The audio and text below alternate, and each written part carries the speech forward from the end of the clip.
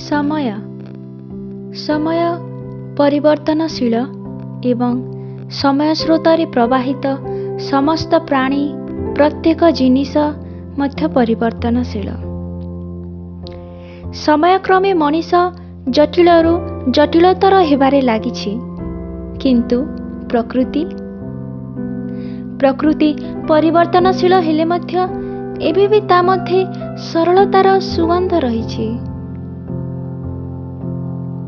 नमस्कार, साहित्य श्रोतारे समस्तंकु स्वागत। आजिर कविता पार्थक्य।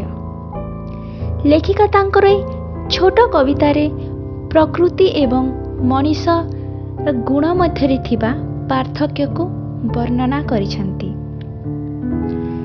मनीष दिनकु दिन केते निष्ठुर, मिथ्यावादी, छलनारे भरपूर एवं कुटिल होई जाउछि। स्वार्थरे अंध होई धैर्य हराउछि। अथच प्रकृति एबे मध्य से सरलतार निरीहतार सुगंधरे महकुछि।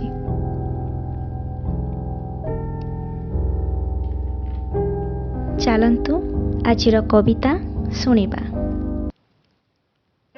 पार्थक्य। प्रजापतिर रंग आकाशर नीलवर्ण, विहंगर राव घंच अरण्य। समुद्र ढेउ तरंग, सुलुसुलिया पवन, लुचकाली खेल मेघर। वर्षा आगमने मयूर नृत्य, भ्रमरर फूल फूलर सुगंध। ए प्रत्येक निष्पाप कि निरीह। ए प्रत्येक निष्पाप कि निरीह। ना छंद ना कपट, केवल सौंदर्य ही सौंदर्य। ए प्रकृतिर जगत। विभिन्न रंग, अनेक ढंग, विषाक्त, कुटिल, निष्ठुर। केवल छंद, केवल कपट। स्वार्थरे अंध, ना अछि धैर्य ना सौंदर्य। ए मनीषर जगत। तो एतिकी ही थिला आजिर कविता पार्थक्य।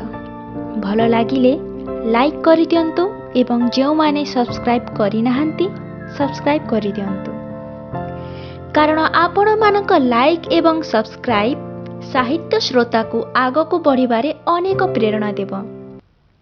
आजि पई एतिकी। धन्यवाद।